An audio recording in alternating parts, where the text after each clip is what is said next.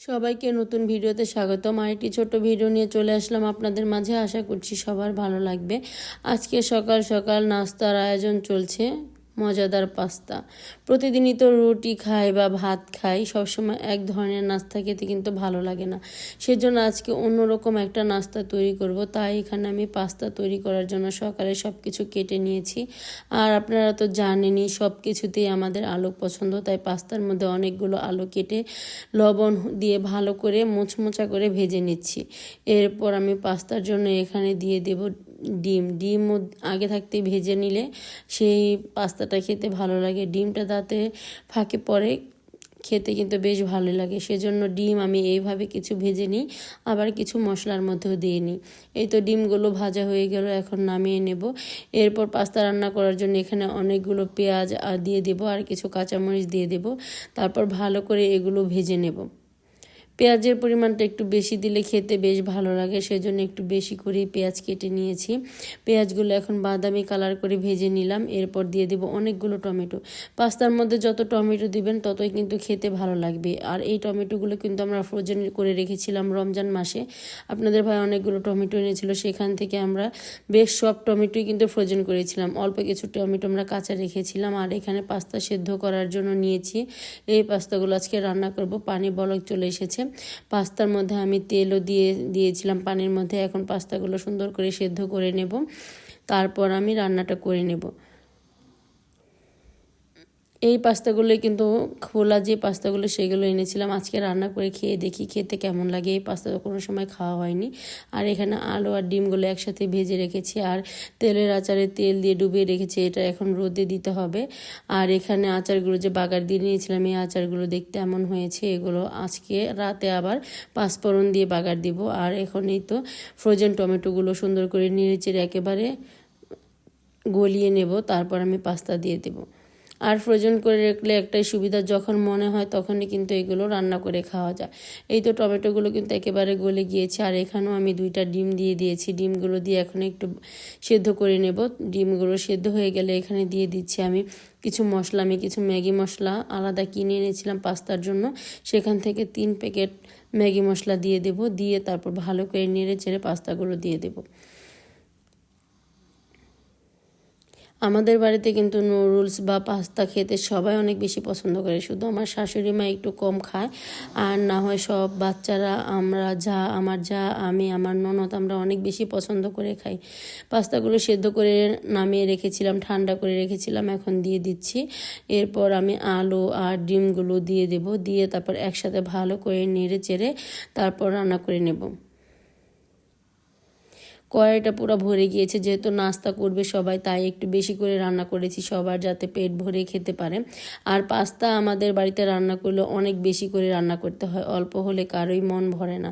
সেজন্য আমি বেশ অনেকগুলো পাস্তা রান্না করেছি সকাল সকাল আজকে। এখন ভালো করে নেড়ে চেড়ে নিই, তারপর সবাইকে খাবারটা দিয়ে দেব। সকালের নাস্তা কেউ উঠেছে, আবার কেউ কিন্তু ওঠেনি। যে উঠেছে তাকেই খেতে দেব, আর যে না উঠেছে সে ঠান্ডাটাই খাবে। পাস্তা আবার গরম গরম খেতে ভালো লাগে। তাই আমরা যারা এখন জাগনা আছি তারাই এখন খাবারটা খেয়ে নেবে, আর যারা এখন ঘুমিয়ে আছে তারা পরেই খেয়ে নেবে। আমার নাস্তাটা আবার অনেক সকাল সকালে আজকে রান্না করেছি, যেহেতু আজকে অনেক কাজ আছে বাড়িতে, সেজন্য সকাল সকালে পাস্তা রান্না করে ফেলেছি। আর এখানে পাস্তাটা কিন্তু রান্না হয়ে গিয়েছে। এখন বাচ্চাকে খাইয়ে দেবো। আমার বড় ছেলে উঠে গিয়েছে, ও আবার প্রাইভেট পড়তে যাবে সকালেই। একবারে প্রাইভেট পড়েই স্কুলে চলে যায়, তাই আমি তাড়াতাড়ি করে নাস্তাটা রান্না করেছি। ওকে আগে খাইয়ে দেবো, আমি ওর সাথে গরম গরম খেয়ে নেব। পাস্তা বা নুডলস এগুলো কিন্তু গরম গরম খেতেই ভালো লাগে। এই তো এখন নিয়ে নিচ্ছি ছোট্ট একটা প্লেটের মধ্যে, আমিও খেয়ে নেব। আর আমার বড় ছেলেকে এখন খাবারটা দিয়ে দেবো। ছোট ছেলে এখনও ঘুমে থেকে উঠেইনি, যখন ও উঠবে তখন ওকেও খাইয়ে দেব। এখন আমি খাবারটা বেড়ে নিচ্ছি।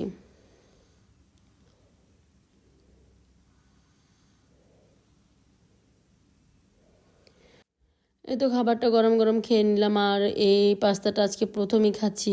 বাজার থেকে এনেছিলাম আলগা যে বস্তায় থাকে সেই পাস্তাটা। খেতে কিন্তু ওই কেনা আমার প্যাকেটের পাস্তার মতোই লাগছে, খেতে খারাপ লাগলো না, ভালোই লাগলো। সকাল সকাল এখন মজা করে পাস্তাটা খেয়ে নেব। তারপর আমরা আজকে অনেক গাছ লাগাতে হবে, যেহেতু কালকে একটু বৃষ্টি হয়েছিল, বৃষ্টির জন্য আমরা এতদিন গাছ লাগাইনি। তাই আজকে কালকে একটু বৃষ্টি হওয়াতে আজকে গাছগুলো লাগাবো। সব ধরনের গাছই আজকে লাগানোর চিন্তা ভাবনা আছে। এই তো আমার ছেলেকেও খাবারটা দিয়ে দিলাম, ওকে খাইয়ে আমরা চলে যাব খামার বাড়িতে। আজকে সব ধরনের গাছ লাগানোর চেষ্টা করব। সবজি গাছ লাগাবো আজকে, আপনারা আবার অন্য গাছ মনে করেন না, কারণ অন্যান্য গাছ তো লাগানোই আছে। সবজিটা আমরা সবসময় নিজের হাতে করে খাওয়ারই চেষ্টা করি যতটুকু সম্ভব। খামার বাড়ি যাওয়ার আগে পাঁচফোড়নগুলো ভেজে নেব, কারণ তেলের আচারটা পাঁচফোড়ন দিয়েই রোদে দিতে হবে। আর এখানে অনেকগুলো শুকনো মরিচ নিয়েছি, শুকনো মরিচগুলো হালকা একটু টেলে তারপর এর মধ্যে আমি পাঁচফোড়নগুলো দিয়ে দেব। তারপর একসাথে হালকা একটু ভেজে ব্লেন্ড করে নেব। তারপর আমি ছাদে চলে যাব একেবারে, কারণ ছাদে গিয়েই তেলের আচারের মধ্যে পাঁচফোড়নগুলো দিয়ে তারপর রোদ দিতে হবে। এখানে অনেকগুলো পাঁচফোড়ন নিলাম, এখন এগুলো ভালো করে একটু ভেজে নেব, হালকা করে ভেজে তারপরে গুঁড়ো করে আমি ছাদে চলে যাব একেবারে। আমার এই ছোট ছোট ভিডিওগুলো যদি আপনাদের কাছে ভালো লাগে অবশ্যই আমার পাশে থাকবেন। যারা ফেসবুক পেজ থেকে দেখছেন তারা আমার পেজটা ফলো করে দিবেন, আর যারা ইউটিউব থেকে দেখছেন অবশ্যই আমার চ্যানেলটা সাবস্ক্রাইব করে দিবেন। আর সাবস্ক্রাইব করা হলে পাশে থাকা ছোট্ট বেল আইকনটি প্রেস করে দিবেন, তাহলে আমি নতুন নতুন ভিডিও ছাড়ার সাথে সাথে আপনাদের কাছে নোটিফিকেশন চলে যাবে, আপনি আমার ভিডিওটি দেখে নিতে পারবেন। পাঁচফোড়নগুলো ভাজা হয়ে গিয়েছে, একটা ব্লেন্ডার জারের মধ্যে এখন নিয়ে নিচ্ছি, সবগুলো একসাথে ব্লেন্ড করে নেব।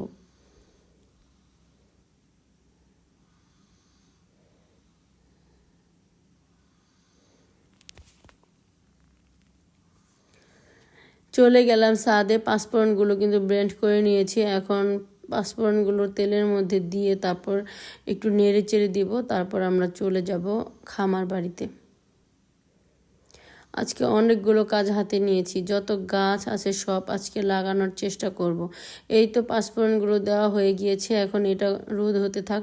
রোদে দেওয়ার পরে কিন্তু তেলগুলো অনেক ফুলে উঠেছে, এই তেলগুলো এখন নামিয়ে নিতে হবে। একটু না নামালে কিন্তু সব তেলই পড়ে যাবে। আর কালকে যে বুট মটরগুলো রোদ দিয়েছিলাম সেগুলো কিন্তু শুকায়নি, অল্প একটু রোদ দেওয়ার পরেই কিন্তু বৃষ্টি চলে এসেছিল, তাই উঠিয়ে রেখেছিলাম। আজকে একটু ভালো করে রোদ দেব। আর এখানে আমার চাচুরি শাশুড়ি একটা বেল এনেছে, এই বেলটা এখন ভেঙে দিচ্ছে। বেলটা কিন্তু অনেক সুন্দর ছিল আর বেলটার জাতটাও খুব ভালো ছিল, কিন্তু বেলটা এত বেশি পেকে গিয়েছিল, গাছ পাকা বেল, ভিতরে কেমন যেন একটা হয়ে গিয়েছিল, সেজন্য আর খাওয়া যায়নি, ফেলে দিয়েছি।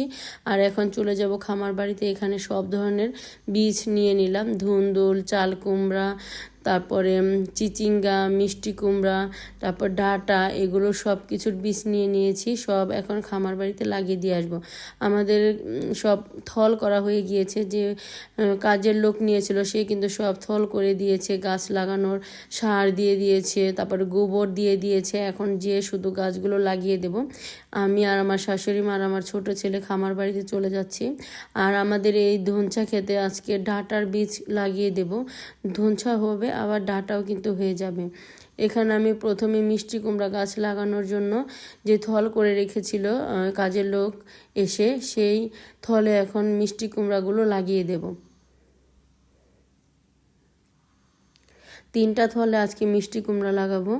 এইভাবে একটা একটা করে সবগুলো মিষ্টি কুমড়াই আমি লাগিয়ে নেব। আর আমাদের বাড়িতে যত সবজির গাছ সব কিন্তু আমার হাতেই লাগানো হয়। আমার হাতে লাগাতে সবাই অনেক বেশি পছন্দ করে, যে কোনো সবজি গাছই আমি লাগিয়ে থাকি। আর মাশাআল্লাহ গাছগুলো কিন্তু খুব সুন্দর হয়। এবার দেখি আল্লাহ কি কপালে রেখেছে, কি হয়। যদি লাগানোর পরে ভালো করে বৃষ্টি হয় তাহলে গাছগুলো খুব সুন্দর হবে। এই তো এরপর আমরা চিচিঙ্গার বীজ নিয়ে চলে এসেছি, চিচিঙ্গা লাগাবো। এখানে আমাদের 2-3টা মাচা আছে সবজির, সেখানে লাগাচ্ছি। আর মিষ্টি কুমড়া মাটিতেই যা যা হবে হবে, মাটিতেই গাছগুলো লাগিয়ে দিলাম। এখানে আর মাচা তৈরি করা হয়নি, চিচিঙ্গা গাছে আমি মাচার নিচে বসেই কিন্তু গাছগুলো লাগিয়ে দিচ্ছি।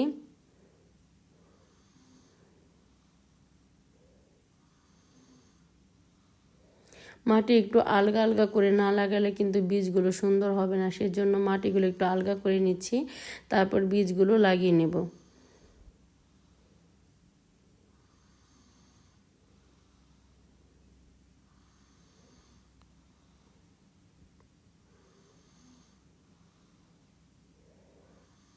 বিসমিল্লাহ বলেই কিন্তু বীজগুলো লাগাচ্ছি। আল্লাহ কপালে কী রাখে দেখি।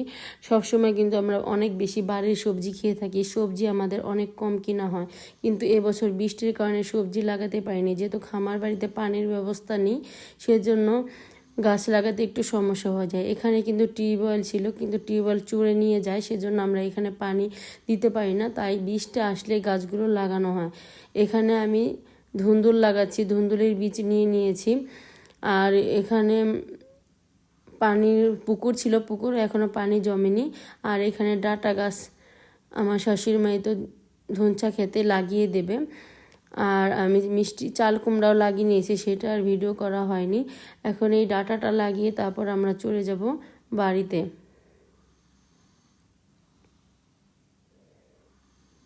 ধনচা গাছ কিন্তু ছোট ছোট হয়ে গিয়েছে, আর এখানে প্রচুর সুন্দর সুন্দর শাক দেখতে পাচ্ছি, তাই আজকে কিছু শাকও তুলে নেব। আজকে এ পর্যন্তই, আগামী ব্লগ দেখার আমন্ত্রণ জানিয়ে আজকে এখানেই বিদায় নিচ্ছি।